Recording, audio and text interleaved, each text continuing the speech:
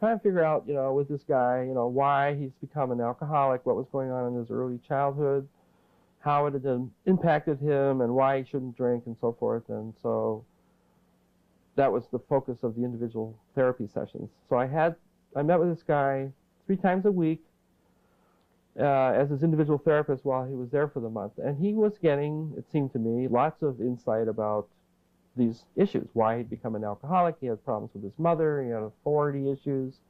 He could see how that impacted his feelings about his wife, and that made him drink and even more. And he could see why it had screwed up his life and why he shouldn't drink ever again. So he looked like a really good candidate for success, according to the supervisor at least. I was a little dubious, but... So I'll never forget, when he was finished with his treatment, I took him down to the bus, the Greyhound bus that would take him down to San Francisco, where he lived. And he said goodbye, and everything looked great, and you know the story, right?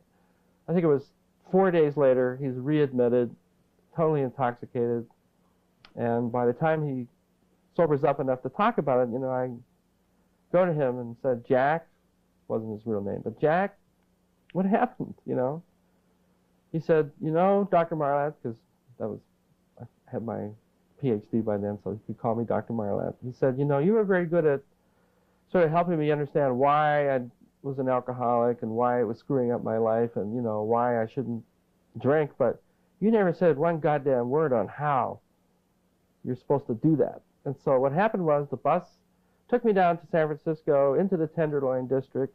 The bus door opened, and it's right in front of a bar. And I hadn't seen a bar or even seen any alcohol since the whole time I was in Napa State Hospital. There it was. So I just decided I think I'll just go in and see what happens. So he went in and found himself having a drink and another drink and another drink. So it struck me at that point that relapse was something that was happening a lot, and yet nobody was even talking about it. So I go back to the treatment center and I talk to the director. I said, why don't we realistically deal with this relapse issue, because it happens so much and people aren't prepared. And he said, well, we don't really want to talk about relapse because it gives people permission to do it. We want everybody to be successful here. And if you start talking about relapse and what might happen, you're going to over that line.